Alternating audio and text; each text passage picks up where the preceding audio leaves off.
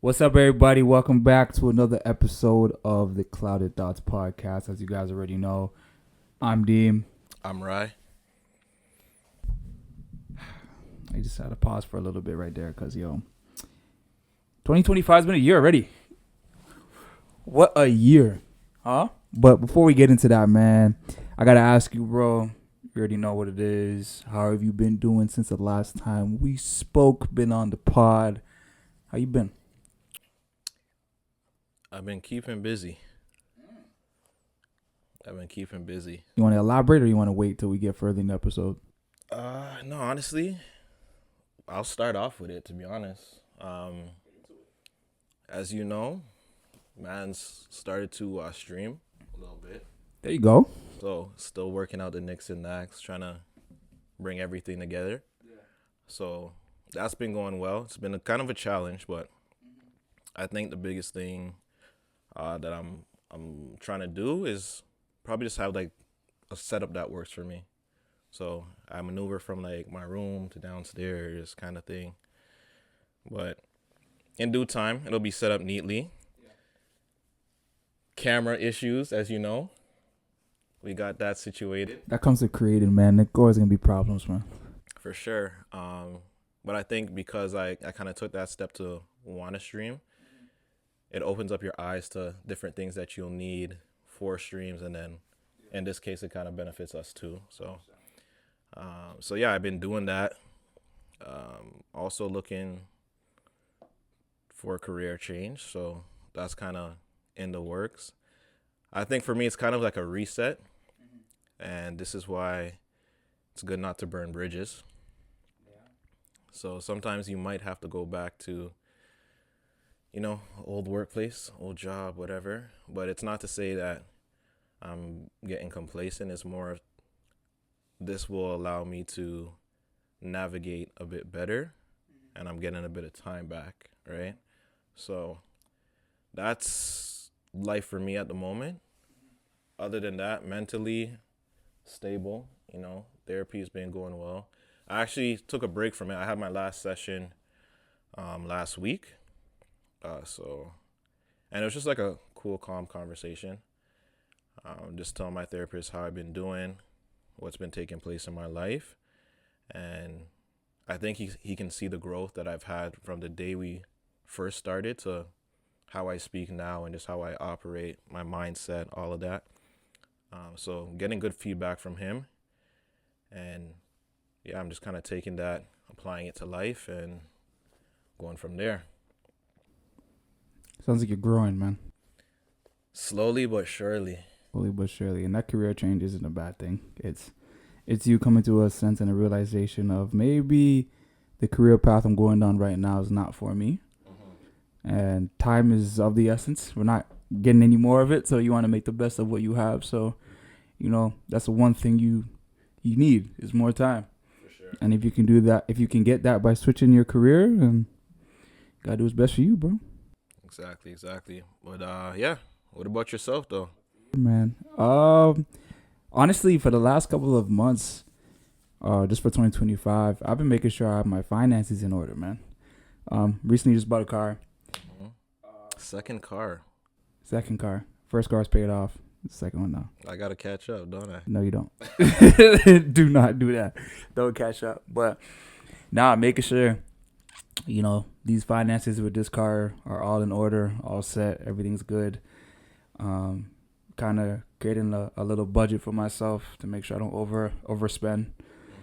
So I've had that. I recently, last week, had my first therapy session. I know throughout all of our episodes, I said I was going to do it. It took a little time, but I did it. That was great. Was able to open up and get a lot of things off my chest. I'm going to book another session with my therapist again to continue to do that. But yeah, I think that's just the main thing. Two things for me is just making sure my finances in order with my new car, and just in general, job, career is fine for right now. I definitely want to build some stuff on the side with sports psychology and get back into that. I kind of took a step away from that, but want to get back to that. And then, started therapy, which was a big step for me. And I'm going to continue to do that because you feel so much better when you do it. It is night and day. And I only had one session so far. So that was a big change for me. So I'm going to try to continue to do that. I like that. And I think, you've heard me talk about it a lot. And I think you can correct me if I'm wrong, but my feedback has some value to like make you want to take that step. Because I talked to you about my sessions, and like obviously when we do talk, I know we don't talk all the time. Sometimes we'll have a week or so. We just kind of do our thing. But, when we do update each other on life and whatnot, I let you know how these sessions go and how I benefit from them. Like, and sometimes even how uncomfortable like the sessions can be at times. And I think it's uncomfortable because sometimes you're hearing things that you don't want to hear, but you need to hear it. And a lot of people don't like that because you're so stuck and grounded in your ways. When someone's trying to tell you something to better you so you can move on and grow from certain things, it's a tough pill to swallow. And it can kind of make you like want to retract and just be like, let me go back to something that's comfortable, something that I'm used to, something that allows me to cope. But yeah, therapy it'll do that to you for sure. It, like, the opening up, you start to unravel, maybe even stories or ideas or feelings that you might have buried a while ago, right? Because even with my therapist now, I'll get into a little bit where we discussed like my childhood and how I told her like stuff from my childhood I feel as if I forgot on purpose. Because I know my sister brought up something the other day about, like when you were younger, like what happened? She's like, when you were younger, like me and my mom's relationship wasn't where it is now. It was rough, or she was kind of rude to me in a sense back then, but I forgot about it. And I was like, what are you talking about, Danielle? She's like, oh yeah, this happened. I was like, oh. And I brought it to my therapist, like, I think I use that as like a coping mechanism. Like when things went wrong when I was younger, or I didn't like the way I was feeling with something, I just buried it. But therapy now is helping me remember, like, maybe this is why I do this, and this is how this is happening, but I'm going to share this story, which leads to this story, which leads to this. Now, all of a sudden, we have it all on the table, and she's helping me direct, how to navigate it now. So I like that. It definitely was needed. Yeah, that's dope. And yeah, I feel like a lot of times we do try to bury things and kind of move past it. Like, it's not there no more, because that's the easy thing to do, right? And I think it's one of those things where we're taught to, in a sense, like forgive, forget, let go, move on kind of thing. But in the long run, because you've had that experience already, it kind of shapes your next move, like your next conversation or your next situation, right? Because you've dealt with something already. Now you're going in there a bit more equipped, but because, like you said, you used to bury things. That's probably a way that used to work for you when you were younger, and now that you're older, you can kind of relate it to if you're in a situation where someone's trying to argue with you, and you're not trying to have the argument. I'm gonna dead it. I'm gonna leave it alone. Cool. You win, bro. Cool. But deep down, like you have a lot of fight left in you, but now it's just like I want to keep the peace, but maybe sometimes the peace doesn't need to be kept. Sometimes you gotta tell people certain things, like they really gotta hear it. Yo, bro, sometimes you need to create that chaos, man. Exactly. And that's what happened to me recently. It's like, I know last episode, we discussed the situation I had with my pops. So my dad had a major mental breakdown, right? To the point where me and my sister were like, yeah, we can't live in the crib no more, right? And that mental breakdown was quote unquote chaos, but it had everyone within the household kind of, reevaluate their situation, which is what we needed as a family. We needed that shake up to be like, all right, man, what's next? Something Something has to give, right? What are we going to do next? They kind of forced us to kind of make that decision with what we needed to do. And chaos needs to happen sometimes, man. It helps you reevaluate. It helps you, I guess, toughen up sometimes and to, figure your life out. But to stick on this topic, though, I saw a clip the other day on TikTok about how, like, as black men, black women, our struggles are not fetishized, but, like, seen as, oh, that's cool. Like, man's want to go to the hood, even though there's man's in the hood that want to get out. Right? Or, like, say when we're going through a traumatic event, we make jokes about it. We make light about it. But, we're actually traumatized. So I just want to, like, discuss that a little bit. Like, why do you feel as, I guess for us as black men, we do that? Right? Because I know for us, when stuff goes wrong, we make jokes about it consistently. For sure. We don't really deal with it head on. And do you think maybe it's like the fear of not wanting to deal with it right away? Because like with the events that happened with my dad recently, I think doing that and kind of just putting layers on layers and layers and layers on layers on layers, it gets to a point where like, all right, it's going to blow up. Something has to give. So just speak on that a little bit. So as far as us making jokes out of it, you can use Kevin Hart as an example. He has a whole stand-up called Laugh at My Pain. Right? That's pretty funny. Very funny. Okay? So if I use that as an example, I think in the heat of things, like we'll take that situation serious, but because minorities as a whole, we deal with a lot, right?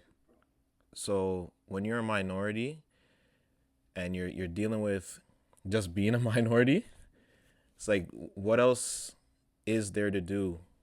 It's like it's a fight every day, knowing that you have that strike against you for just being who you are because of how the world perceives you, or I guess the majority will look at the minority in a sense, right? So every day you're walking around with a chip on your shoulder, and I think it just gets to a point where we kind of embrace the things that come with being a minority. So for instance, like when you look at black people, everybody looks at black people like, we love chicken and watermelon. We love grape juice. Now, I ain't going to sit here and act like I don't like chicken, watermelon, and grape juice. Like, I love that. But is it the healthiest thing for us?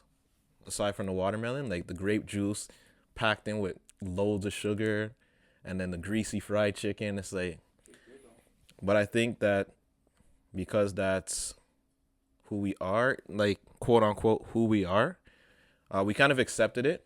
And I think one of the things that minorities do very well is like, we don't really take too much offense to things, right? Because there's only so much we can do, right? So it gets to the point where we accept it, but not saying that we accept everything, but there's certain things that we'll accept, and then we just embrace it. It's almost like a comedian, right? You have comedians that make fun of themselves or make fun of like their own people. And the reason they're able to do that is because they've accepted it, right? This is how you guys see me. Okay, cool. If this is how you guys see me, let me embrace it. Now I'm bringing comedic relief to people all around the world because I'm not allowing what other people think of me or how they perceive me to like be the reason I can't get up and go do something or stop me from being great. Right? So I think that's one of the reasons we kind of just laugh at the pain. I mean, you're not wrong, man, because and as you were speaking, I remember the exact phrase or quote, the individuals used on the podcast. I wish I remember the name of the podcast. I would love to give them credit. But they were saying more like being poor as a black man shouldn't be cool, or like being poor as a black individual or minority shouldn't be cool. And some people look at it as cool, right? And I mean, I'm not gonna lie. Everybody kind of Not kind of. Everyone wants to be black. Our culture's lit. So hold that. And this is where, listen, we're going to have some stories in this. Because if we go back to high school, we were broke. Super broke. Like, I'm talking, yo, you got $2. I got about 75 cents. Okay, pull that. Next man pulls up. Okay, you got to pull that. For some reason, we were able to take scrummage up $5, go down to max, circle K, whatever. Everybody's eating. We come back to the front porch. We're lit. Right? And I think those are the little things where it's because we didn't have much and we made the best of what we had. Made something out of nothing, right? And that's why it's like on the outside looking in, you can have somebody that's rich, that's lonely, but you have somebody that's poor, but their life has more value in a sense. People value them more. I guess having I guess being in like a impoverished situation molds creativity. It does. And I know for us, like for ourselves, like we grew up in the suburbs. You know, our parents are pretty well off, but we had times where lights go out, don't have no water. You know, I'm not saying we were down bad or down and out, but there was struggle. Yeah. Right. Of course, we have friends, family members where you know had less than we did, and definitely went through more struggle. Right. So just speaking from like everyone's kind of point of view is just like that impoverished setting though builds creativity in the sense of like we have nothing, but we got to create something. And I can speak from this from like a basketball standpoint where like majority of the best basketball players come from the poorest places. They come from nothing. Because it gives you that motivation. It gives you that grit, that grind, that inspiration that you need to kind of get out. Right? And you got to get creative. For instance, one of the little things that pops in my head is like nowadays as basketball players, there's so many tools and so many things you can use to get your ball handling better. Right? There is a trick where you take a garbage bag, you wrap it around the basketball, and you dribble it to get your hands a little better. Now, it's not expensive. It's not a lot. No. It's very easy to do. Right? But it's creative as hell. I don't have a lot. I want to get my handles better. I can't buy these certain gloves. I can't buy cones, but I can put a bag around a basketball and get my handles right. Right? That type of creativity you don't find everywhere. Right? So I just found what they were talking about very, very interesting because I thought about it like, yeah, you are right. Like we do kind of make poor seem like it's cool, and it's not like we want to be. It's just that's what people are born into. I don't think it's something that we do intentionally. Not at all. But like I said, because we make the best out of what we have, and that's what we always been taught. One of the things my parents always say, yo, put your mind to your condition, right? So even like when there's food in the crib, it's like, yo, you can feast today or famine tomorrow. Like you got to be smart. You got to be like, all right, cool. I know there's bare food in the crib, but like, let me take it easy. Let me eat a little bit today, save some for tomorrow because let that. So we could even take it back. $20 used to stretch for the whole week. Tokyo sushi? Wow. Bro, Tokyo sushi used to let it, you know those ones? Eat a little bit now, eat a little bit later on for tonight. Okay, after school. There you go. So now, like when you think about it, it's like there's days where you felt a little bit lavish. You're like, all right, I usually get the $3 joint, but it's Friday, the weekend, so you're like, yo, let me grab the $5 joint. I'll get a medium. And I got a ball game after school, so let me make sure I'm well nourished or whatever. And then you keep a little change for grab a drink after school, bro. After the ball game. But now you're not wrong, bro. Let it stress. We've all done that though. We've all done that. Had $20 in your pocket. You gotta let it stretch a little longer. You figure out a way, and you get it done. For sure. But it's not like we wanna just have that. We wanna have more money in our pocket, but we gotta make do what we got. 100%. Right? I think that's the neat thing. And because we're able to make something out of nothing, it's cool, but there's also the flip side of it, right? The flip side is now when you're blessed with a whole lot of money, I feel like now your appetite gets bigger. Now it's okay, like the $5 meals were cool, but now let me go out, let me eat a $20 or $30 meal. But now that becomes your new standard, right? So I think I was gonna say like having the taste of both worlds, like I guess when you have more, I think we value it more now, and we're a lot more cautious with our dollar because we know what it was like to have nothing. And then when you come from nothing and you have a little bit more, that's where the financial literacy comes in. But the scary thing about that is, do you have people around you to teach you that? You just don't learn it by yourself. Right? You got to have either the willingness to go on YouTube or research and ask questions to actually learn, or you had someone to guide you. And we've talked about that before in the past in our episodes, where it's like you either have that like a father figure, right? Or a big brother or a bigger cousin or someone around you to kind of teach you like, look, this is how you can, keep your money, double it up, put it in this, this, and this, not to spend on this. This is how you have an idea of how to, build more for yourself. Yeah. Right? But nah, this is a good topic, bro. I saw the video the other day. I was like, oh, this is interesting. But it's definitely a good topic. But you know what? We can even pivot, but I'll say this.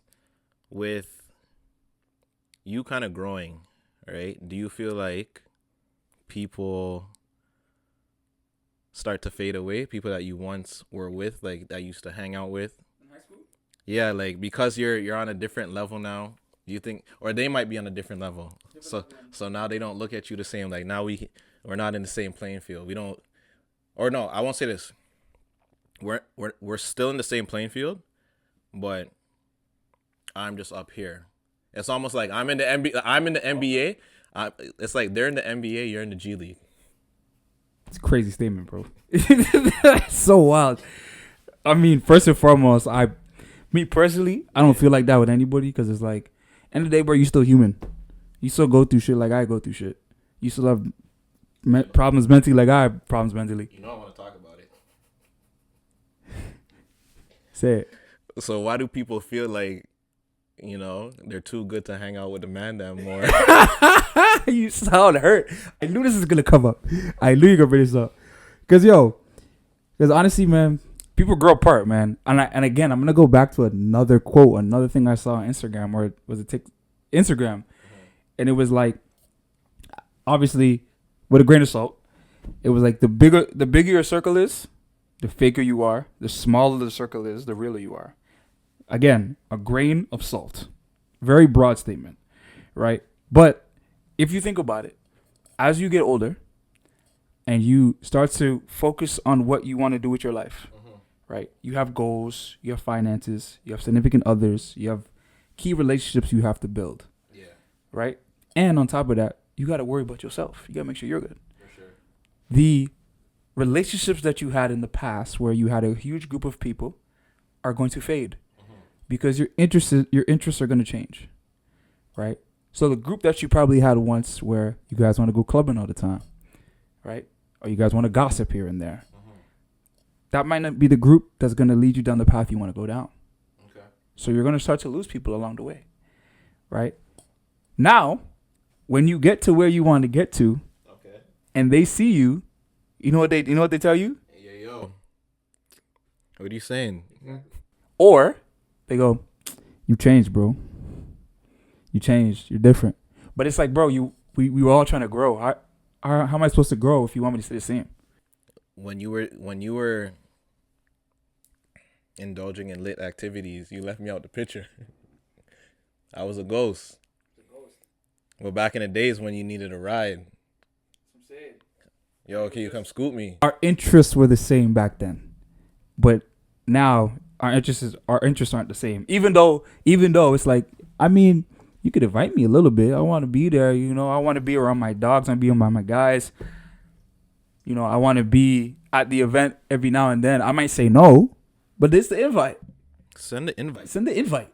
Let me get the evite. I'll check my email. But the main reason I feel like that happens where your circle gets smaller and, people might view you a little differently is because your interests change, right? And what we once both agreed upon in terms of what we wanted to do has shifted.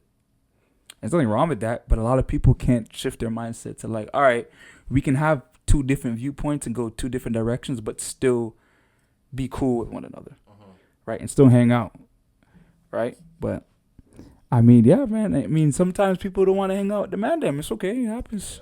It is what it is, bro. Can't take it to heart. Even though sometimes we be taking it to heart. Maybe I'm emotional. I'm not saying it. It's okay, bro. It happens, bro. Since you go on Snapchat or Instagram, you get FOMO. Yo. So watch this. For me, I look at it and I'll say, okay, so no man was gonna put me on. All right, cool. But now it's like, should I be bitter? Should I be?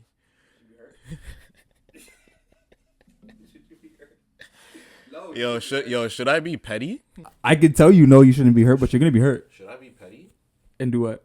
Like, I'm planning a trip, man. I'm gonna leave you out of it. Throw a crazy party. Listen, I'm gonna invite people that you know and you're not reaching, and they're gonna be like, "Yo, such and such is there," because they're gonna put it on their snap and it. That's different, bro. Now watch this. Yo, fam, why didn't you tell me? Yeah, I didn't know if you still rock with me like that, bro. We don't really talk that bunch. I ain't hear from you. I ain't heard from you in a minute. I've been on both sides of that. I've been on the side where it's like I'm not invited, and I see it going on. I was like, oh well, and once I told the mans to invite me, then let me know when they're gonna do it again, and they did it again and didn't invite me. So who was that? OJ. OJ. Fair. OJ. And I was like, both of us. I just had to make sure it wasn't me. OJ. It was OJ. OJ. But still love you to OJ. But it's just like, and I've been on the other side where it's like, I'm going out and this person may not enjoy where I'm going, so I'm not going to invite them. So I've been on both sides, so I kind of understand both. So I've been on that end where like I'm going somewhere and I know this is probably not the social setting for somebody. Yeah, exactly. And they won't thrive in there. And like for me, like I don't know, when I'm out, I feel like I'm in my own little world in a sense. You are. Because I could go to a party and enjoy my own company. Mm-hmm. The music's good. I could vibe out. I don't have to know everybody there. If I know 2 or 3 people in the party, cool. I could chop it up with them. But I think it's like, even like when I go out by myself, there's times where I'll go out to my restaurant that I love in Vaughan, Yokai. I'm gonna go there, go to the bar, order up a storm of food, sit down, eat. Sometimes if I'm like, when I'm there by myself, the bartender will chop it up with me. We'll probably talk about drinks, this and third. Yo, how's the day been going? Don't work too hard, small talk. But nonetheless, like I enjoy my own company. So when I'm out by myself, like I don't feel away, right? So that's why like even when I'm in social settings, I'm cool, but also my social meter diminish very quickly. And that's like when you're with me, I told you this. I got you. It's like I told you this. I can hold a conversation with anybody for as long as you want. I said when people go out with you, it's different because you're very, I'm gonna say extroverted person, and you're good at creating conversations. And I'll say this too because you've had a lot of experiences in life, just like traveling, ball, all that. Even what you did in school, it opens up a variety of things for you to talk about, right? So you're never really stuck on one topic. And even when I've been around you and we go out, like I said, I'm more of an introvert. So there'll be times where I'm kind of just in my corner doing my thing. And then it's like you throw me an alley-oop into a conversation where it's like, yo, big time. Let me get your opinion on this. And then I hit you with the, I gotta go to the bathroom real quick. I'll be back though. now you got it. A group of people that I wasn't talking to all night. I'm like, oh, how do you know such and such? How long you guys been friends for? That now you hear my whole life story. So, yeah, but a lot of people aren't able to do that. For me, I think I pick and choose when I want to converse. Yeah, but that's the thing though too. Like even for me, it's like there are times where my social battery is to the ground, right? And I'll be like you. I'll just be observing, just watching what's going on. I'll speak when spoken to, but won't start really any conversations and just stick to myself, which isn't a bad thing, right? Not all of us, like, we don't always have to be outgoing. You don't always have to start conversations. Sometimes you just want to, be to yourself in an environment where it is social, but, you don't have to be rude. Just vibe. Chill, yeah. Just chill. But that's the thing, though. I think when I was younger, I wasn't able to do that. I was very... Yeah, you were around me, bro. Oh, like you're talking like high school then? Okay. High school. For me, like even when I was a kid, I was super shy. I had to spend like, I don't know. I would say it had to be like more than one occasion that I had to be around you for me to be like, okay, like I can open up, I can trust you, or I can, at the time of like being a kid, like I could share my toys with you or something. Right, but for the most part, I used to be stuck to my mom or to my dad. Right at the hip, shy all the time, hiding behind them. And I think as I got older, and being in school, I think what really helped me was,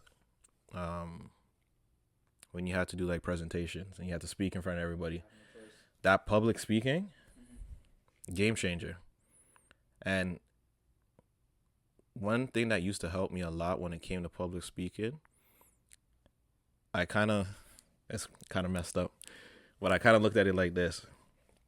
I know when somebody was up there speaking and I'm sitting down, sometimes I ain't listening. So when I'm up here and I'm talking, chances are not all of y'all listening. And on top of that, let's say, I guess high school, I'm not going to see a lot of y'all years later. And even if I do, we're not talking about that presentation I did. So nobody really cares. Do you even remember any presentation you gave in high school? I can't remember one.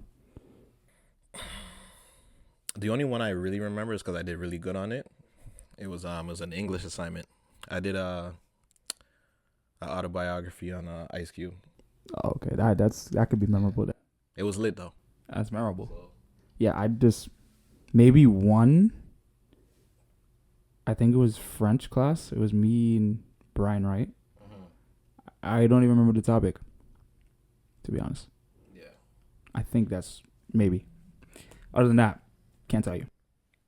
It happens. But like I said, no one's going to remember. So it's kind of one of those things where it helped me overcome speaking publicly. Yeah, here and there I do have my times where I stutter. Where I'm just like, yeah.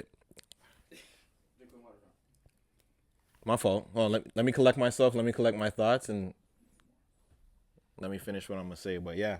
Here you go. Case in point, after all this, invite mans out. Not for real. Even if we're going to say no, invite us out. Don't try to project what I'm going to say. You know those ones? We do that though. Because those ones you just said, or we just said, sometimes we know someone's not going to like the vibe we're going to. Don't predetermine what they're going to enjoy. All right, those ones? Let me add something to that.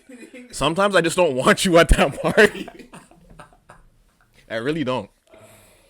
Because now I bring you to the party, you got my name on the line. You start acting weird. I'm your reference for this, bro. You're going to mess up my name being here doing this dumb shit. And it's like you I could take anywhere because you could read the room. I got certain family members that I'm just not. it's I like, yo, bring them certain places, and they start acting a fool. why you in the middle of the room, Dougie and yo? What we doing? What are we doing? Those ones like, this is a book reading session. A book reading session. What are you doing? Like, how did we get here? Come on, man. This is a wine tasting event. You're over here with Casamigos. What are you doing? What are you doing? Figure it out. Oh man, but nah, man. But yeah, it's just invite men to the party, man. But I get it though. Sometimes people might feel like, yeah, I don't know if you really vibe with this mix, and I guess a lot of people sometimes don't want to intermingle with their friends, so it happens. Well, yeah, intermingling friends can be. Even with that, I think it's touchy. It is. You got to understand who's who. Because I'll put it this way. Sometimes what you picture in your head of how the night's going or how the night should go, all of a sudden now your closest friend is beefing with one of their closest friends. Now you got to intermingle because you brought them to the party. Those ones. Now you got to have that talk and that text message, and you got to create a group chat to be like, yo, what's really going on? You guys good? Got to squash it now. But now if you throw a party, now you got to be like, do I want to invite them both? Then one gets mad when you don't invite them. This is a whole lot of mess. I've never been in this. I've seen it happen from the outside looking in. But it happens, bro. It happens. Yeah, nonetheless, send a text. Because if I catch you on Snap and you didn't invite me, yo, listen, it's over for you, huh? Delete. OJ. When you see me out having a good time, I dare you to say, yo, fam, you've been doing it. You've been going to all these events and da-da-da-da-da. You ain't. Speaking of events, shout out to, I'm about to say. Yeah. Your hat. Shout out to Freshman. Yeah. Great event, man. Great little, graduation thing. Or always graduating, bro. Graduation thing. You already know. Always graduating. That's a great message from Khadijah. So shout out to Freshman. Shout out for the merch too. This hat, comfy as hell. The shirt, heavyweight. I rocks with it. Yeah, I sure got one still. But Let me buy that. what, the shirt? We get the hat. Yeah, nah. I'm not taking. Have waves. What are you doing? Stop. I'm not taking it off. Yeah, I hear sick. but nah, man. Something I wanted to tap into though was I know we talked about, making light of difficult situations and laughing at them, right? And also like in terms of those type of situations, making something out of nothing. Yeah. One way that we do that as a culture, and we do it very, very, very well, is music. It's singing. And recently, someone came up with an album. I wanted to get your take on it, but you ain't listened to it yet. Yeah, no, I didn't. It's okay.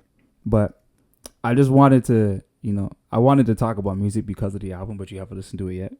But definitely just wanted to speak on, I know we talk about high school, we talk about, making those situations out of nothing. But sometimes, it's crazy to say, but a lot of people make their best music when they're going through it. Right? And it makes you kind of relate to it more. Because I remember we talked about this with Edie too. It makes you kind of relate to it more, which is good. Because I know for myself, it's like Take Care and 2014 Forest Hill Drive, right? Are two scenarios where I was going through it.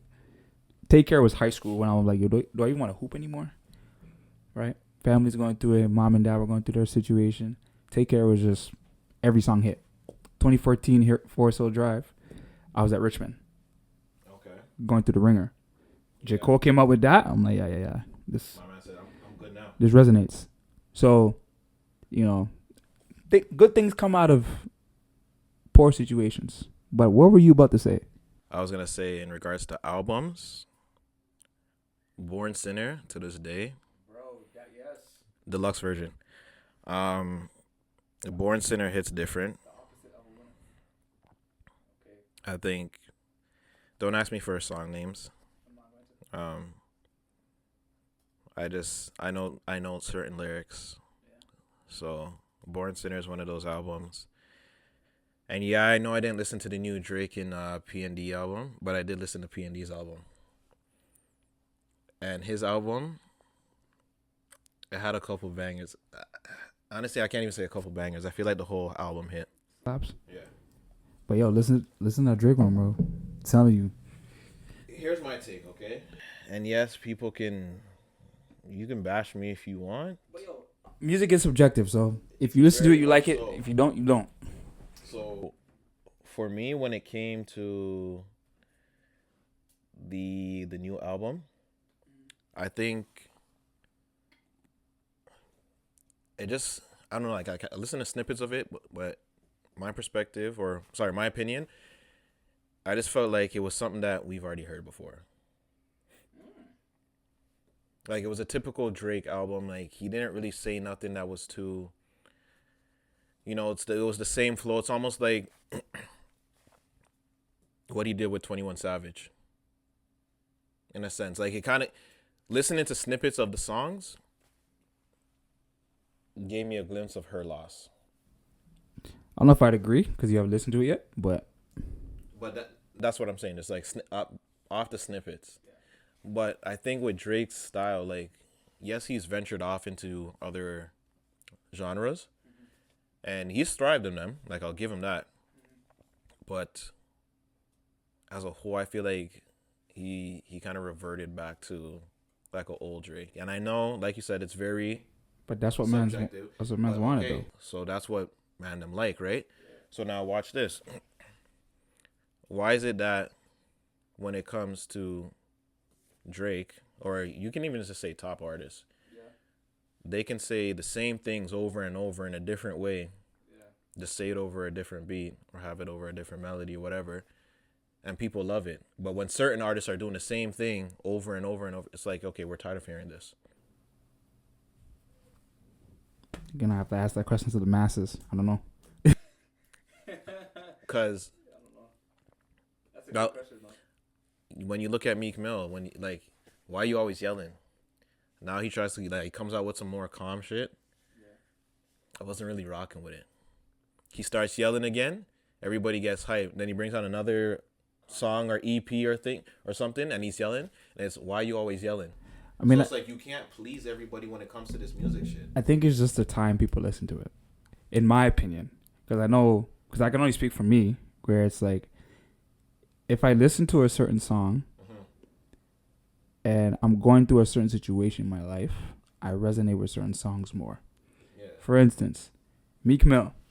When I was in high school trying to get a scholarship, Meek Mill was on every one of my playlists 100%. Yeah. Because I had dreams and I had nightmares too. I was trying to get somewhere. And obviously, like, our situations are not the same, but it's like, we're both thriving to get something. And you're rapping about it, and I can resonate with that. So I'm listening to it. Drake. I'm going through a breakup. I'm going through a situation where, I'm not enjoying where I'm at, or girl did me dirty. Listen to Drake. But I think with Drake, because you have, let me say that in the mic. With Drake, because he's able to dib and dabble into different genres, like, his music is universal. I'll put it that way, right? So in a sense, he makes music for everybody.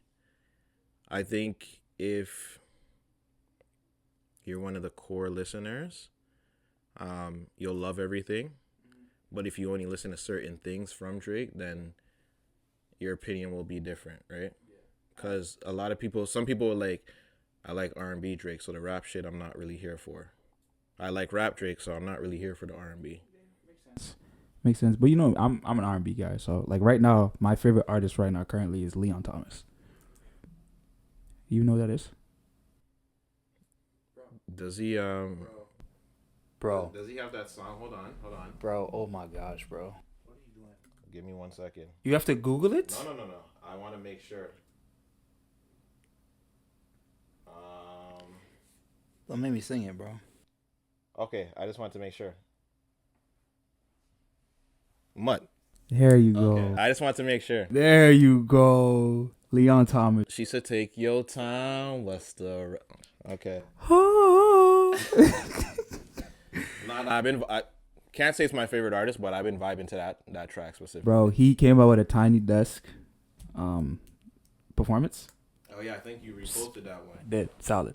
You know what's crazy because I was watching it and I didn't I've never seen his face. But I'm like, when I seen his face, I'm like, I don't know, his face, music, it didn't really match to me. Yeah. Because when I hear that song, like I don't picture him. Yeah. Man, but I went back in the archives, not archives, but like went to listen to some stuff prior to when he blew up. And it was like, yo, he really, I don't know, it's just his vibe and the melody he has. And the point I'm at in my life right now is like, it just mixes perfectly. And it just sounds amazing, bro. Man can sing his ass off. No, that's for sure. So shout out to him, bro. So because you did listen to the Party Next Door Drake album, what's your take on it? Oh. I think it's one of those albums you can play anywhere. You can play it chill with the man them. You can play it around the gals. You can play it in your whip. Well, preferably I play it at night when I'm driving. It's perfect. There's a song for everything. My cousin asked me if I think it's comparable to Take Care, and I couldn't agree because Take Care has a certain place for me. I can't compare that. Okay. But no, it's a good body of work, man. It's a great body of work. People are gonna obviously disagree, and everyone's gonna like your shit. It happens. But for me personally, I think it's a good body of work. But you know me, man. I've been a Drake fan, so it is what it is. Okay, so to that I'll say, I'm not like. Be devil's advocate, bro. Be devil's advocate. Do it. Why don't you do it? No, because I got to keep it real. I'm not like Drake crazy, but like I'll listen to his shit. Yeah. I'm not Drake crazy either, but he's on my phone a lot. If I said I don't have like 6 or 7 of his albums on my phone, it's impossible. Because, like I said, well, as you said, there's certain albums are for a certain time, certain songs are for a certain time. Yeah. So with that, I'm just like, I can't really hate on what he drops, but I think when I feel like I've been hearing something a bit too much, that's where I'm just like, I could let this one slide. I'll breeze in. That's fine. And like I said, perspective, man. It's the time in your life where you're like, I heard this a couple times. It's not for me. It's all right. And I think for me with this album, it's more like, I haven't heard this Drake in a long time. So, okay, since you did listen to it, what Drake is it? It is obviously the rap beef and stuff, that stuff's done. But it's more just. Were they picking at it? Did he pick at it in the album at all? Slightly. Okay. He basically just said like, I'm done with this. I want to be with the shorties in the club. Literally what he said. Okay. So, it's like he has the mix of like Scorpion when it's like the song starts out as like slow and it builds into fast. It starts out as fast, builds into slow.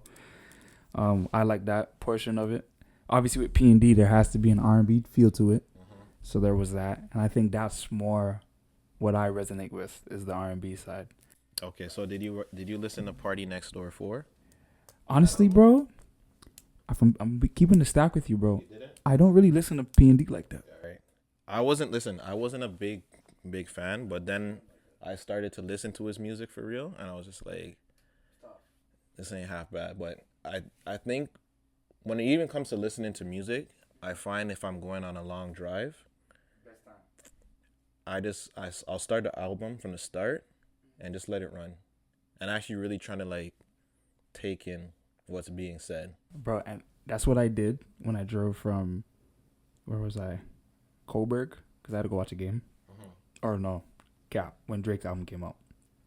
I drove from Ajax to Saga.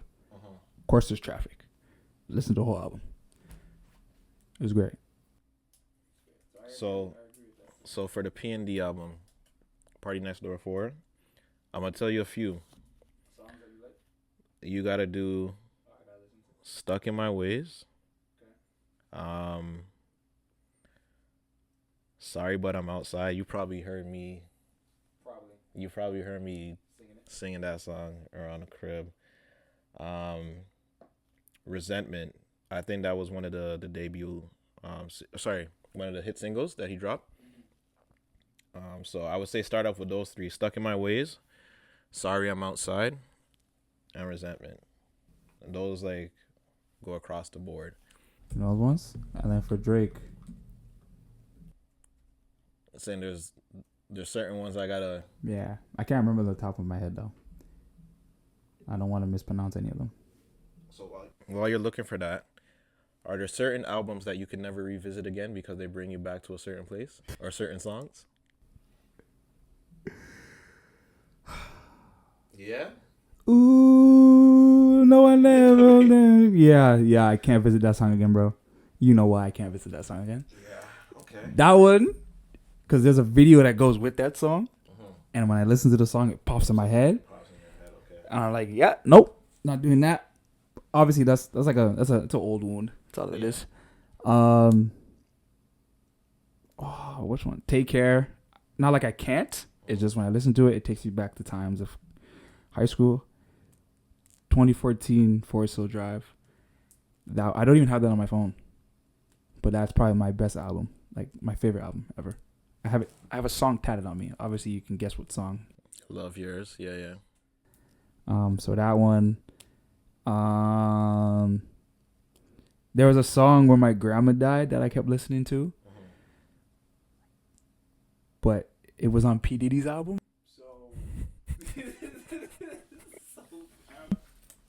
I have the song. I don't know why. Let me clear the air for you. Watch this. P Diddy the artist you can listen to. He wasn't. He was on the song. Watch this. P Diddy the artist you can listen to. It's Sean Combs you don't mess with. Okay.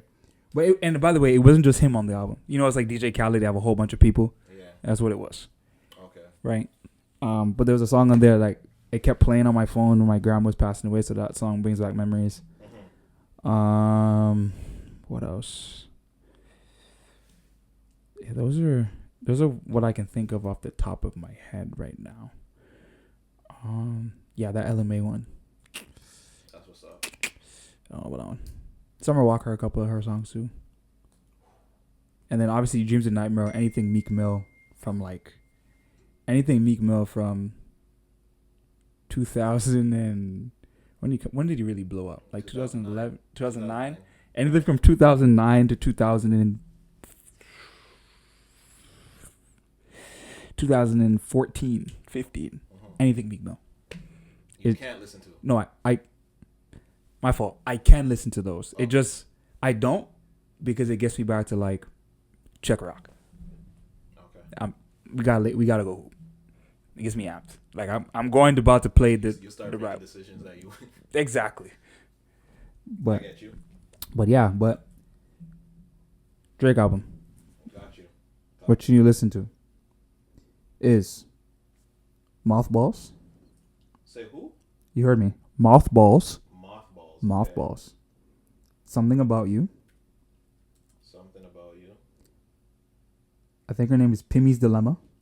Hold on. Do me something better. What's the name of the album? Wait, what? What's the name of the album? You don't know the name of the album? No. Some sexy songs for you. So these are some sexy songs for you, bro. Pause. Hey, yo. I didn't name the album. He did. So, you have Mothballs. Okay. Something About You. Got you.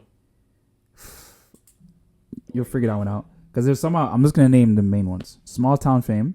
Okay. Give Me a Hug. You got to listen to that one. Raining in Houston. I'm not going to hold you. Sounds like you're telling me to listen to the whole album. I'll give you two more. Greedy. And then this one gets you amped. Nokia. Who's calling my phone? No, you'll see, bro. You're laughing. I think it's funny. Okay. But yeah. And I'll try to give the P and D album a listen. I feel like if you listen to those three, you'll probably like, I'm gonna be honest, you're gonna come back and you're gonna be like, bro, I see why you like this music. Yeah, 100%. But yeah, man. But anyways, bro, it's the end of the episode. Great episode. Talk about a lot. Talk about poverty. Talk about music. Talk about growth. Laugh at my pain. Laugh at my pain. But thank you everyone for tuning in. Whether you're listening, whether you're watching, we always appreciate you guys. Tapping in, watching our reels, all the above. Follow us on YouTube. Subscribe on YouTube. Follow us on Instagram. Follow us on TikTok. Candid Thoughts Podcast. Catch us there. Other than that, man, go check out the new albums. Check out Freshman. Do that too. And continue to make something out of nothing. But with that, as you guys already know, I'm Deem. I'm Ry. And we're out. Peace.